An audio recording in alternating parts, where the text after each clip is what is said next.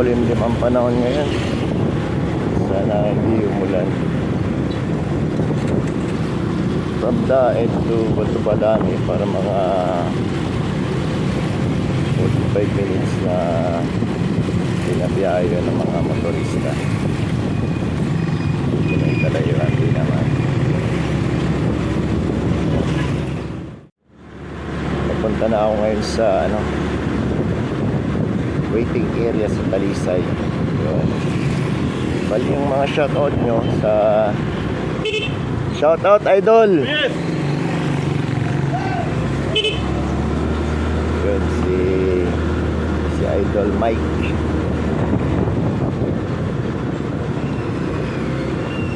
Mike Pahardo ng Basud. Bali isa rin siyang mag-vlog.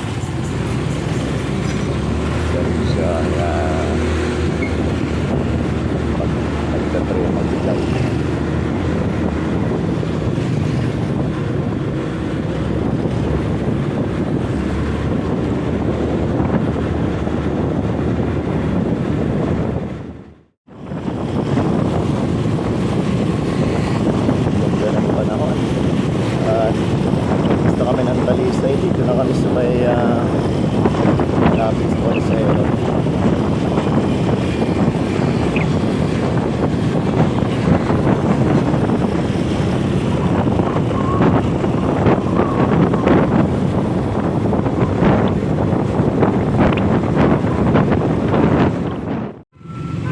Ayan, medyo matraffic ng labo. Ayan.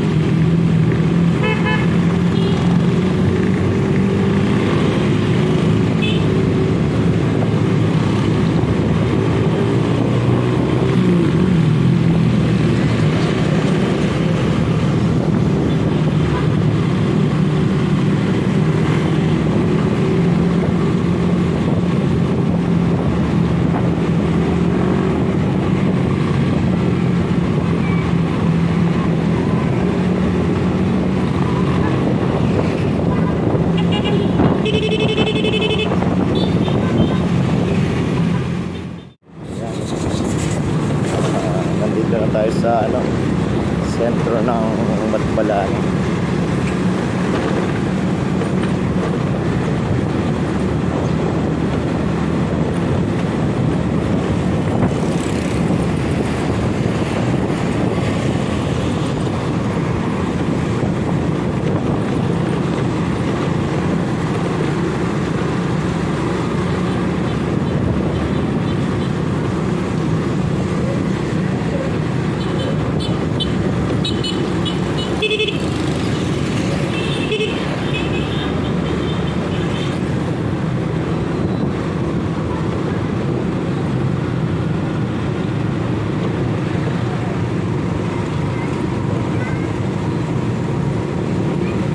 Kalo Panganiban.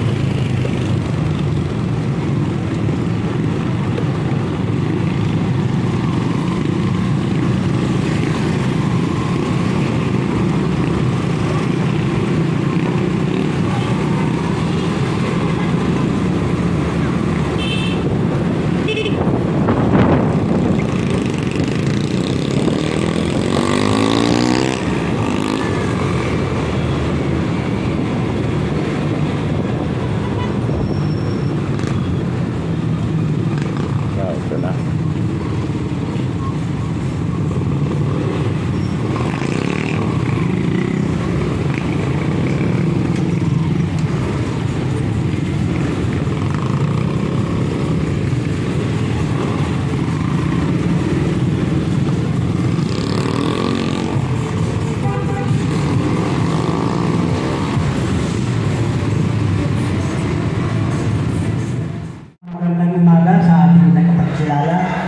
Magandang umaga sa inyong lahat. lahat po ng mga riders na nandito lahat, magandang umaga po sa inyong lahat. Ang ating pong mga kagawad ng Sangguniang Barangay ay nasa meeting po ngayon. Ipinapaabot po nila. At ang ating pong punong barangay ay naroon din po kasama ng mga kagawad. At nagpapasalamat din po ako sa mga kasamahan kong mga barangay tanod. Yun lang po at magandang umaga po sa inyong lahat. Golden Riders Club, si Sir Roberto and Mar. Magandang umaga po sa inyo lahat. Nabusog na ba kayo? Marami pang narindahan dyan, oh. Kami po ay nagpapasalamat sa pagpunta ninyo rito.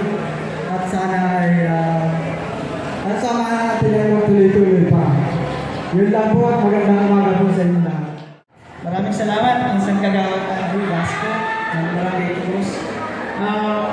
Maraming salamat po sa inyong mga veteran Riders Club. Ipili ng lugar na ito para maging venue ng ating charity event para kay John Ray.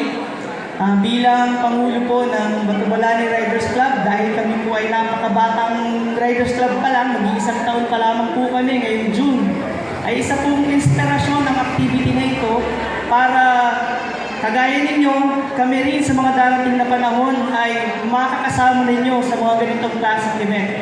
Makakaasa po kayo na sa mga bagay na ibabahagi namin, kaunti man, financial man, presensya man, pagsunog ba ng gasolina, maaasahan niyo po ang Batubalani Riders Club. Welcome po kayong lahat at maraming salamat sa inyong pagdalo.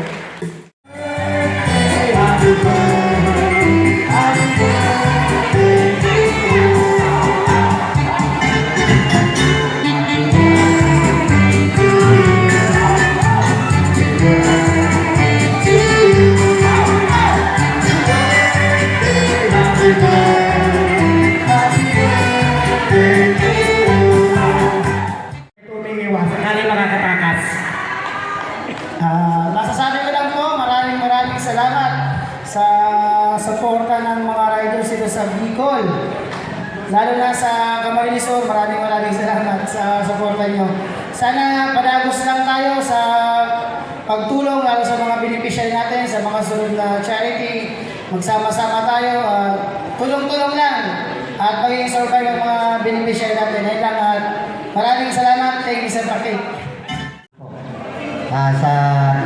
Sa Mark Style lamang po at maraming salamat po. Okay po, take note, Mark Style ha. Ang Battle Riders po ay nagbibigay po ng respeto sa BTCP Alliance sa pamumuno po ni Pinoy Chris. Ganon din po sa pamunuan po ng PGRC, Paracali Golden Riders Club po. Sila po yung head na ito. Opo. Ang pagkakataon po ito, na kayo po ay imbitahan at kami po ay suportahan sa aming pong charity event na darating sa ngayon pong March, 3rd week po ng March. Ito po ay gaganapin sa Barangay Kaayunan, Baso. At ayun po, yun lamang po at ngayon pa lang ay kami po ay nagpapasalamat na sa inyo pong suporta sa event na ito at sa mga darating pa pong event. Mabuhay po kayo lahat. Thank you po. Naganap na ride for a cause.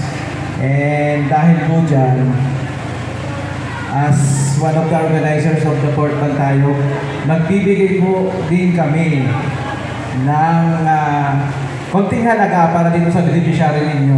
Pero ano po, after the event na po, kasi po yung event namin is, yung endurance po is with a cost din po yun. So, bilang pagsaludo po sa ganitong gawain, isasama po namin si Sir sa one of the beneficiaries po ng Bantayo. Ano po?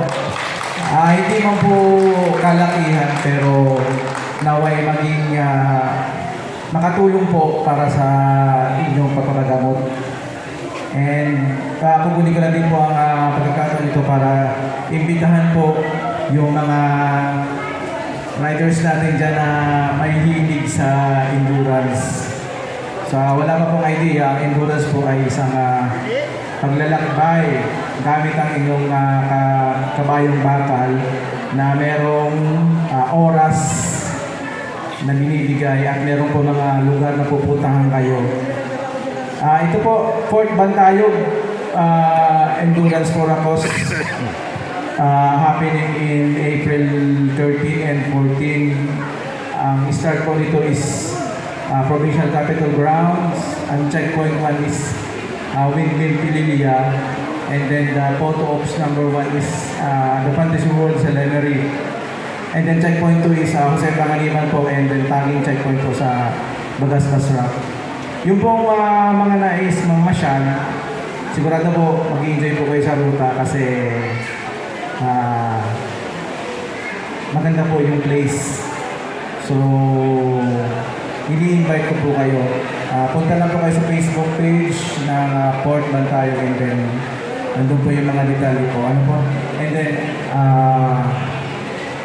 i-take ko rin po yung opportunity para makahingi ng tulong dito sa PGRC, and then sa lahat ng mga along the way from Talubatib to Panganiban na during the time po ng event, hingi po ako ng permission to assist sa mga participants po natin na po. And maraming salamat po, and tuloy nyo lang po itong ganitong gawain. Ang registration po is 1.8. Ano po yung 1.8 na makukuha ninyo? Makakakuha kayo ng full sublimation na long sleeve, and then full sublimation t-shirt, map, and then yung ibang certificate nyo. May libre po kayong pagkain pagdating, and then meron po kayong best during the ride. Ano po? At ang bawat po participants na magre-register yun, meron na po kayong bag para doon sa mga beneficiaries po namin. So, malaki po kung titignan yung registration, pero po, doon pa lang po sakit. Bawi na po kayo, and then ang matitira din po kasi doon, konti lang din. Hindi naman po kalakihan din. Kasi sakit pa lang po namin, medyo medyo pricey na po. Pero meron pong matitira para sa mga katulad nito ni Sir na nangangailangan po. Hindi lang po siya ang nabibigyan na, meron pa din po kaming iba. So maraming salamat po agad